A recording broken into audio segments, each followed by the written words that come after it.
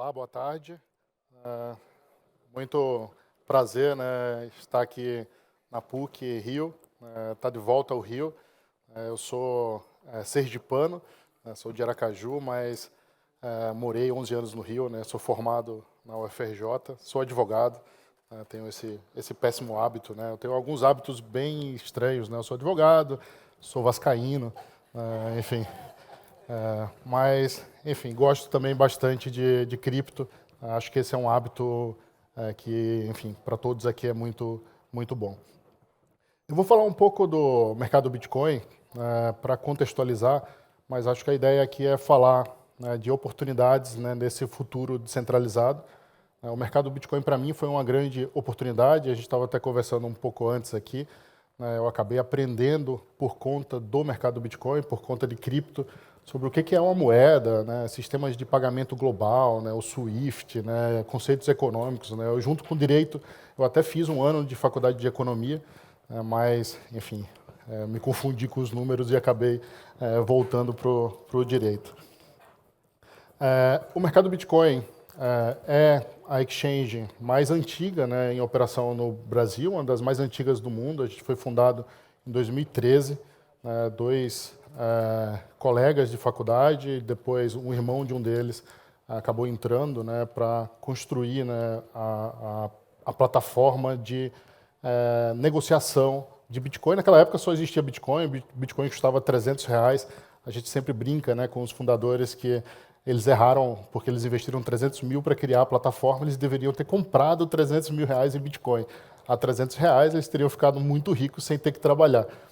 Enfim, mas eles resolveram ser empreendedores.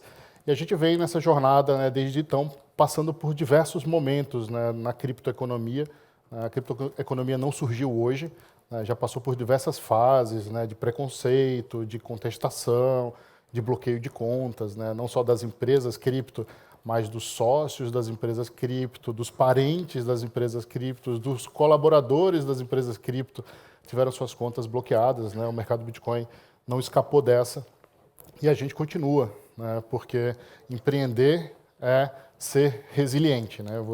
Se você acredita naquilo, você tem que continuar apesar desses desafios. A gente está passando por um desafio nesse momento, né? A economia como um todo, né? Desafiando todas as empresas tech e a gente continua. Hoje, né, o mercado Bitcoin, além dos fundadores, né, o Gustavo e o Maurício Chamati, né, os irmãos Chamati, assim como a Gemini lá tem os irmãos Winklevoss, né, os ex-Facebook, aqui a gente tem os irmãos Chamati. Eu e o Roberto Dagnoni entramos, né, no mercado Bitcoin em 2017, assim que a gente encerrou nossa carreira na B3. Eu era diretor jurídico, compliance, riscos da CETIP, né, hoje B3. Acabei migrando totalmente de lado, né? Eu saí ali do mundo seguro para um mundo muito mais desafiador. E acho que esse movimento é interessante, né? A gente vê hoje muitos jovens, né, já começando nesse ambiente de maior risco, né, de empreendedorismo, de inovação. E eu acho isso incrível, né? A gente tem chance de ver, né, produtos, modelos de negócio muito mais ousados, né, sendo criados por essas novas pessoas que chegam na economia. E a gente tem uma equipe hoje, né, super sênior, né, pessoas com bastante rodagem no mercado tradicional. A gente já virou uma exchange, uma startup, que para o mundo de startup já é velhinha, né? A gente já tem 9 anos, vamos completar no ano que vem 10 anos, né, de estrada. Então é natural que a gente assuma mais responsabilidades na gestão dos produtos, dos projetos, né, do dinheiro dos clientes que passam nas nossas plataformas. Esse é um pouco da nossa jornada que eu falei aqui. A gente foi investido pela primeira vez no ano passado. Até 2021, o mercado Bitcoin era uma empresa chamada bootstrapping, né? A gente nunca tinha feito nenhum tipo de captação. O próprio dinheiro da exchange bancava os investimentos que eram feitos. Em 2021, a gente vinha sendo abordado por muitos fundos, muitas empresas, né, bancos, empresas de outros setores, exchanges internacionais. A gente optou por esse caminho, né, de fazer uma captação que primeiro foi liderada pela GP, e logo em seguida uma liderada pelo SoftBank, mas essas são as empresas, né, que confiaram no nosso projeto, né, um projeto de longo prazo, né, a gente está aqui para desenvolver um projeto de 3 a 5 anos, né, com todo esse valor que a gente captou, a gente segue firme nessa jornada, né, então hoje a gente tem, além da GP e SoftBank que lideraram, né, o Mercado Livre é nosso investidor, né, o Banco Genial, enfim, fundos tradicionais lá fora, né, como a Tribe, TNT, também são nossos investidores. E esse é o nosso ecossistema, né, da 2TM. Né, antigamente era To The Moon, né, hoje a gente fala que a gente é To The Metaverse. Né, então, já que tem um M ali que permite a gente fazer essa adaptação, né, a gente adaptou para essa nova realidade do metaverso que está tentando de novo, né, depois do Second Life, voltar a criar algo que possa ser relevante. Aqui eu queria destacar, né, essas quatro empresas, né, esses 4 CNPJs que fazem parte do nosso grupo. Né, a gente resolveu criar um grupo, né, depois da captação. A gente já tinha esse pensamento, essa estratégia, mas com o dinheiro, evidentemente, ficou mais factível, né, a gente construir um ecossistema mais robusto, porque para inovar, você precisa lidar com desafios. E para lidar com esses desafios, você precisa de robustez. Né? Não adianta querer disruptar, né, o mercado financeiro de capitais, que é o que a gente quer fazer, se a gente não tiver robustez suficiente para lidar com os incumbentes, com os reguladores e com os piratas. Né? Então, é uma briga de 3 frentes que a gente lida, né, e a gente tem robustez suficiente, resiliência e coragem. Né? É muito importante ter coragem para encarar, né, esses inimigos, né, que ficam, enfim, querendo te morder aí no mundo da inovação. Aqui eu destaquei esses 4 pontos porque a gente é uma exchange de criptomoedas, mas a gente também é uma instituição de pagamento. A gente, desde 2019, né, a gente criou o MBPay hoje, né, que está em processo de autorização do Banco Central. A gente tem estrutura suficiente, né, para atender todas as recomendações e exigências do Banco Central. Então, a gente está em processo para virar uma instituição de pagamento. A gente também é uma empresa de crowdfunding autorizada pela CVM, né, então a gente também tem robustez suficiente para lidar com todas as exigências regulatórias que a CVM possa exigir. A gente participa do Laboratório de Inovação da CVM desde 2019, e no Banco Central a gente participa de diversas etapas do LIFT. Né? Ontem, por exemplo, teve o LIFT Next, né, um programa de aceleração, né, de empresas que passaram no LIFT ou outras que tragam algumas novidades que se adequam à exigência, né, do LIFT. Foram selecionadas 8 empresas para passar por esse programa de aceleração, algumas de cripto, né, algumas relacionadas à blockchain. A gente também tem a MB Asset. A MB Asset é uma gestora. Então, a gente hoje pode, né, oferecer, né, por exemplo, carteiras recomendadas, né, investimentos em fundos. A gente tem a autorização, né, da CVM para oferecer esse tipo de ativo aos nossos clientes. E, por fim, né, mas não menos importante, né, a gente é uma empresa autorizada por um banco central, né, talvez a única no Brasil autorizada por um banco central. Né, a gente comprou a Criptoloja em Portugal, né, que é uma exchange autorizada pelo Banco Central de Portugal, que vai virando, né, MB Criptoloja, MB, e a gente vai chegando na Europa. Né, a gente também tem essa vontade, essa ambição de levar o Brasil para fora, né, ser uma empresa relevante no Brasil, mas também ser o Brasil forte lá fora. Hoje a gente está chegando em 4 milhões de clientes, né, a gente atua nos diversos segmentos, né, do metaverso, da Web3, do mundo cripto. Né? Então, a gente tem tokens... Enfim, aqui está a nossa plataforma, né? Mas na nossa plataforma, né, web e app, né, a gente tem mais de 200 ativos disponíveis, né, criptomoedas, né, que a gente pode dizer que são os criptoativos raiz, né, Bitcoin, Bitcoin Cash, né, já dá para dizer que tem criptoativo raiz, mas tem toda essa gama de aplicações que foram criadas a partir daquelas primeiras redes, né, daqueles primeiros criptoativos. Então, a gente tem utility tokens, tokens lastreados, né, ou tokens de renda fixa, tokens de equity, fan tokens, tokens de DeFi, NFTs.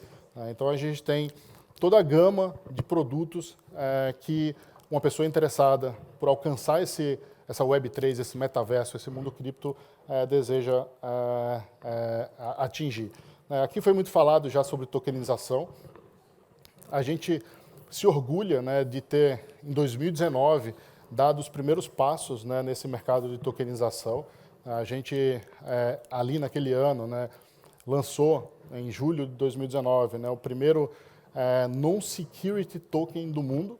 Né, então, esse é um outro motivo de muito orgulho para a gente. A gente está sempre querendo construir, a partir da tecnologia cripto, coisas interessantes para o mercado. A gente quer democratizar acesso a ativos, a high yield, a elementos que hoje as pessoas não têm, porque o mercado financeiro de capitais ele é muito fechado, muito travado e muito caro, né, para você lançar coisas de menor valor. Né? Então, a gente criou, né, esse aqui já é um lançamento mais à frente, né, mas lá em 2019 a gente criou o token de precatório, né, que é um recebível. Né, então, a gente criou um token de recebível do Estado, né, de dívida pública. A gente submeteu o tema, né, informalmente, naquele momento, à CVM, porque a gente tinha preocupação disso não ser caracterizado como valor mobiliário. Ao contrário de algumas startups, né, empresas que são mais ousadas, a gente não quer tomar stop order, a gente não quer ser preso, a gente não quer ter o nosso nome exposto publicamente. Né? Então, a gente toma todos os cuidados devidos. Né? Então, a gente foi na CVM, conversou, mostrou. Depois, quando a gente lançou, né, um token do mecanismo de solidariedade da FIFA, né, também lá em 2019, 2020, a gente pediu dispensa da CVM. Né? A gente foi lá e pediu um sandbox, né, específico nosso, para a gente poder listar aquilo publicamente, desde que a CVM considerasse que aquilo não era um valor mobiliário. Por coincidência, foi do Vasco, enfim, não interferi em nada, mas na verdade foi coincidência. Óbvio que para mim foi ótimo, né? Foi super bacana poder fazer algo, ou tentar fazer algo para salvar meu clube, né? Enfim, agora não precisa, né? O Vasco está cheio da grana aí, mas na época precisava, né? E a gente conseguiu, né, que a CVM dissesse naquele instante, né, a gente fez um processo junto com a KPMG, né, que naquele momento atuava no Vasco, e a gente conseguiu listar aquele token publicamente, foi um sucesso. Né? Hoje a gente tem token do mesmo modelo do Santos, por exemplo, que tem lá o Gabigol, o Bruno Henrique, Gustavo Henrique, eu sei que tem um segundo clube mais rico aqui no Rio de Janeiro, que gosta desses jogadores. Bom, no mercado Bitcoin, né, a gente tem falado muito sobre, caramba, todo mundo hoje, né, aqueles caras que estavam bloqueando nossas contas, né, que diziam que a gente era criminoso, né, que todo mundo que atuava em cripto era piramideiro, né, agora está todo mundo em cripto, né, enfim, bancos, corretoras, e-commerce, né, todo mundo tem lá um botão compre Bitcoin. Pô, é isso que a gente vai continuar fazendo? Compre Bitcoin, compre Dogecoin, compre... Não, acho que tem mais coisas para a gente fazer nesse ecossistema. A tecnologia, ela sequer foi tocada no seu potencial que a gente acredita ter. Né? Então, a gente tem, dentro de casa, né, exercitado novos projetos, novos produtos. Né? Então, hoje, né, a gente tem trabalhado para construir, né, o Clube MB, né, o Clube DAO, né, de futebol, né, que todos os clientes vão ser sócios desse clube. Né, a gente espera lançar até o final do ano uma DAO de SAF, de um clube de futebol da 4ª divisão, que todo mundo vai gostar de torcer. Então, a gente tem tentado fazer essas coisas, né, nem sempre sozinho. Né, acho que, de novo, né, a gente não quer fazer tudo, nem pode, nem vai conseguir. Né, então, muitas vezes, a gente tem também buscado investir, né, em outros empreendedores. Né? A gente investiu, por exemplo, na Fingerprint, né, que é uma DAO, né, de obras... enfim, isso aqui eu não consigo explicar. Depois vocês procuram no Google, mas é super interessante, né, que são artes regenerativas, né, por inteligência artificial, controladas por uma DAO. Né? Então, esse é um investimento super interessante nesse segmento. NFT, né, a gente tem feito algumas explorações, né, com parceiros, né, principalmente com a Tropix e com a Block4, que também são investidas, né, do MB. A gente lançou, né, NFTs de impacto social, né, enfim, NFTs aqui no NFT Rio, né, a gente foi patrocinador e também listou, né, diversos NFTs das iniciativas, né, que se apresentaram no NFT Rio. A gente acompanha, né, o mercado de NFT mais de luxo, né, a gente ajudou o Neymar a comprar o NFT dele. Quer dizer, não sei se eu posso falar isso, mas a gente ajudou, a gente colaborou, né, para que essa compra fosse feita. Aqui um pouco do que eu falei, né, os NFTs de impacto, a gente acredita que dá para fazer muita coisa de impacto com o NFT. A gente tem tentado ajudar, né, diversas iniciativas nesse sentido, né, o NFT Rio também. A gente tem trabalhado com o conceito de staking.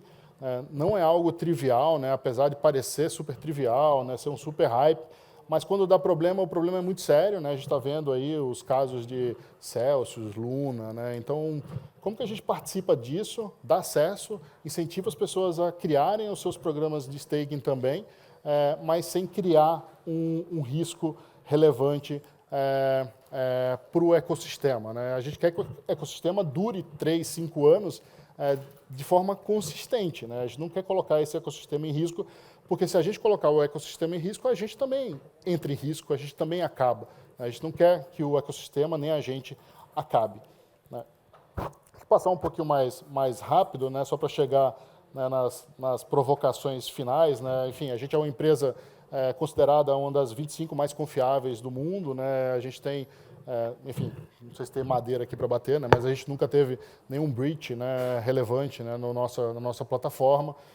A gente segue, né, fazendo KYC desde o início, né, desde 2013 a gente conhece os nossos clientes, a gente deve ter sido a primeira exchange no mundo a emitir nota fiscal, então por isso eu precisava saber o CPF, a identificação das pessoas, lá em 2013, né, então não é que a gente virou coxinha agora, né, a gente sempre foi, enfim, essa exchange que acredita que dá para inovar sem desorganizar o mundo. Como eu falei, né, a gente participa de diversos programas do LIFT, a gente está no programa da CBDC, né, a gente está criando um sistema de DVP, Deliverable Payment, em que a pessoa coloca a sua stablecoin, compra um digital asset, né, compra um token lastreado, né, e essa operação se dá sem interferência necessariamente, né, de uma plataforma, de uma exchange, né. A gente acredita que DeFi, assim como a gente percebe no uso do Bitcoin, pode existir sem intermediário nenhum, mas a gente acredita mais em DeFi como um elemento dentro de um conjunto de serviços que será oferecido para o mercado, né? Então, a gente está testando isso no programa do Banco Central da criação da CBDC. A gente é uma das 9 empresas que participa, né, desse programa. Acho que aqui mais cedo o Fúvio falou bastante sobre o tema. A gente também apoia, né, o Lift Learning, né, que é um programa de ensino, né, a universitários sobre como criar programas, aplicações, utilizando, né, tecnologias de blockchain, né, e a gente até anunciou, né, que se algumas dessas aplicações, né, tiverem relevância, elas podem usar a nossa plataforma para captar recursos e desenvolver o projeto, né? A gente acredita muito nas melhorias das normas de crowdfunding pela CVM para a gente ter o ICO organizado, né? A gente não participou dos programas de ICO lá em 2017, porque a gente acreditava que estava muito solto, e realmente estava, né? 99,99% dos ICOs eram fraudes, infelizmente. Quando você opera num ambiente totalmente livre, as pessoas não têm esse bom senso, né, coletivamente. Elas não vão fazer o bem quando elas estão livres, né? Eventualmente elas vão tentar se aproveitar, né, da ingenuidade de outras pessoas, mas a gente acredita na possibilidade de resgatar a ideia do ICO usando regras de crowdfunding. O LiftNext, né, que ontem selecionou 8 empresas, né, que vão ser aceleradas nesse programa, que também é apoiado pelo mercado Bitcoin. A gente tem parceiros hoje relevantes, né? A gente também é uma empresa B2B, né? Então a gente oferece cripto para que empresas ofereçam cripto, né? Então esse é um dos elementos que a gente acredita que o mercado vai acabar se adaptando, né? E oferecendo as exchanges, né? Oferecendo o Crypto as a Service, assim como os bancos hoje oferecem o Bank as a Service para outras empresas que não são banco. Então a gente oferece isso para a EQI, para o Traders Club, a gente é parceiro da FID, né? Isso aqui é uma inovação, né, que a gente também trouxe, né, para o mercado. A gente vem evoluindo o processo de tokenização e um dos problemas do processo de tokenização tá bom, o token eu consigo ver no blockchain, mas e o lastro real? Né? E o imóvel, o precatório, o recebível, né? Aquilo que o token diz ser, quem garante que aquilo está vinculado a um token? Então, a gente, junto com a FID, né, que também é uma investida nossa, a gente criou um FDIC que serve como custódia, é o FDIC custodiante. Isso é uma inovação para o mercado tradicional, né, que a gente trouxe, a gente está provocando, né, o regulador e o mercado sobre essa ideia. Em relação à regulamentação, né, enfim, aí eu tenho falado bastante nas redes sociais, né, a gente acredita na possibilidade, né, de uma regulação que seja livre o suficiente, né, para permitir a inovação, leve o suficiente para continuar permitindo a inovação, mas que ela traga alguma organização para o setor. Né? Hoje o setor, principalmente as exchanges que estão estabelecidas no Brasil, não necessariamente exchanges brasileiras, né? A gente tem exchanges estrangeiras que estão estabelecidas no Brasil e cumprindo as regras locais. Elas competem de forma desigual com empresas piratas, né, que não querem cumprir a regulação local. Não é que cripto não quer cumprir a regulação local. As empresas, né, sócios que ganham dinheiro, que são grandes, né, que são maiores do que muitos incumbentes aqui. Né? Se a gente for olhar as principais exchanges do mundo, elas certamente são maiores do que os bancos, né, algumas delas. Né? Se a gente olhar, só olhar o valor de bolsa, né, de uma dessas exchanges que tem suas ações listadas em bolsa, e vai ver que ela é maior do que o Itaú. Né? Então, a gente não está falando de uma empresa de inovação, startup pequenininha, que quer entrar no Brasil e os exchanges brasileiros estão querendo blindar o mercado local. Não é isso. É a gente, pequenininho, competindo com um gigante lá de fora que está vindo aqui explorar a nossa ineficiência regulatória. Bom, aqui só essas últimas provocações aqui eu vou encerrar em 30 segundos, que eu já vi que o meu tempo já está no vermelho ali. Eu sempre fui um aluno de nota azul, então fico preocupado com o vermelho. Aqui algumas provocações que eu trouxe, né? Enfim, como eu falei, né? Uma coisa é regulamentar, né, DeFi, DAO, Smart Contract, NFT, né? Essas coisas não dá para regulamentar, isso é tecnologia. Outra coisa é regulamentar exchange, fundo, custódia, né, criptobanco, né? Tudo isso são prestadores de serviço. Tudo isso é regulamentável e a gente só vai criar um ambiente saudável, né, de competição e de criação, né, se esses prestadores de serviços estiverem competindo dentro da mesma regra.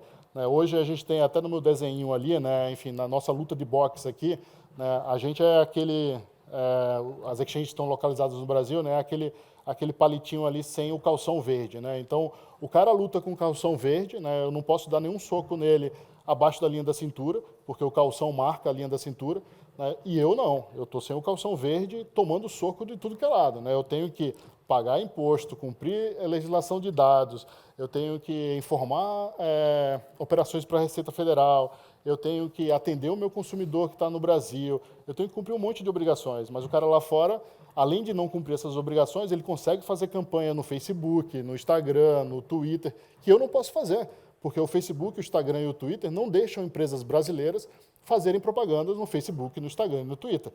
Isso é surreal, é uma competição muito desigual. Por isso que cada vez mais eu valorizo o empreendedor. Né? O empreendedor no Brasil é louco, é maluco. Assim, você lidar com essas adversidades é um absurdo. E você continuar insistindo em empreender é loucura. E ali aquele desenho maluco ali da espiral, né, é só um pouco do que a gente vai viver no mundo cripto. Né? Assim, o conhecimento é aquele pedaço vermelho ali, né, e todo o resto é o ruído. A gente começa no início, né, pessoas que nasceram em cripto, elas detêm o conhecimento cripto, mas nem todas, quando o mercado amplia, elas detêm o conhecimento cripto e a verdade, né? Acaba falando muito sobre coisas que não fazem sentido, do ponto de vista técnico e do ponto de vista de mercado. Então, a gente escuta muito, né? Até eu vim assistindo, né, aqui as palestras anteriores, né? Todo mundo agora é o primeiro, né? Ah, eu fiz o primeiro token disso. Ah, eu fiz o primeiro... Mas tudo já foi feito, né? Para mim, o primeiro security token que foi feito no Brasil foi feito pelo BTG, né? Não foi feito agora. O primeiro security token, o primeiro token de valor mobiliário, foi feito em 2019. Mas aí alguém vem e fala, não, eu sou o primeiro token de valor mobiliário. Não é verdade. Enfim, então a gente vai vendo, né, que quando a gente amplia essa espiral, é legal que tem mais gente falando de cripto, mas tem um monte de gente falando bobagem. E aí é muito importante, né, aí voltar e casar com um dos conceitos do mundo cripto que é aplicável a qualquer setor, que é o DIOR, né, que é faça a sua própria pesquisa. Não acredite em mim, nem em ninguém que está te falando coisas aqui, né, porque quando a gente amplia demais essa espiral, a gente vai ver muita informação sem fundamento sendo divulgada. É isso. Enfim, meu tempo já mais do que se esgotou. Espero que vocês tenham uma tarde final aqui incrível. Eu acompanhei todas as palestras ontem e hoje. O programa está sensacional, muito bacana. Parabéns à PUC, ECOA, por organizar e fico muito feliz de poder ter participado junto com vocês. Obrigado. Excelente fala, Reinaldo, superou minhas expectativas. Vou te fazer uma pergunta, até a partir de palavras-chave que você falou. Se você pudesse dar um conselho para um jovem universitário que está buscando empreender no futuro descentralizado, com toda a experiência que você tem de vida, sergipano, vindo para o Rio, depois indo para São Paulo, o que você diria para eles? Bom, acho que eu não deixaria de participar do mundo cripto de forma nenhuma. Eu acho que a gente, como eu falei, está tocando no potencial, né, desse mundo descentralizado a partir dessas tecnologias. Pode ser que seja uma grande furada, pode ser que esse modelo de redes totalmente distribuídas se mostre uma fraude, né, intelectual e técnica, mas não parece ser. Parece que dá para fazer bastante coisa relevante, não só no mercado financeiro de capitais, né, mas no mercado de artes, no mercado de registro, no mercado, enfim, diversos mercados de logística, enfim, apesar de a gente ter visto recentemente alguns projetos terem sido cancelados nesse setor, né. Então, acho que saber sobre cripto agora é como, talvez, lá nos anos 90, início dos anos 90, saber sobre internet. Então, quem resolveu estudar antes sobre internet, né, certamente se destacou em relação aos demais, né, no mercado de trabalho. Independente se são advogados como eu, né, enfim, economistas, engenheiros, técnicos de tecnologia, né, enfim, é importante participar, aprender, estudar. Tem muita coisa legal. Assim, eu falei, né, de ter aprendido sobre o que é moeda a partir do Bitcoin, né? Dá para aprender muitas outras coisas a partir do Bitcoin, a partir de cripto. Em resumo, quem chega antes vence. Quem chega antes vence, sempre. Né? Então, é importante... A gente ainda está no antes. O mundo cripto ainda está no antes. A gente não tem nada que seja relevante. Né? Por isso que a gente não se preocupa de verdade assim, com competição. Né? A nossa preocupação é o ambiente tá saudável. Essa é a nossa preocupação, porque foi muito difícil passar em 2018 pelo período em que todo mundo apontava o dedo. Eu tinha acabado de sair da B3. Né? Enfim, todo mundo queria me receber quando eu estava na B3. Né? Na hora que eu estava no mercado do Bitcoin, até em casa, assim, as pessoas olhavam meio atravessado para mim, assim, pô, o que você fez da sua vida, né, cara? Assim, pô, tem uma carreira ali bacana e agora está em cripto. Né? Então, é muito difícil você estar num ambiente que parece ruim, né? Até para quem vai ingressar. Imagina o jovem, né, entrando num ambiente que, apesar de ser incrível tecnologicamente, é tido como um ambiente de fraudador, de piramideiro, de golpista. Né? Ninguém quer se meter com isso. Né? Então, acho que, enfim, essa rigidez do sistema, né, do ecossistema, é importante até para trazer mais gente boa para dentro.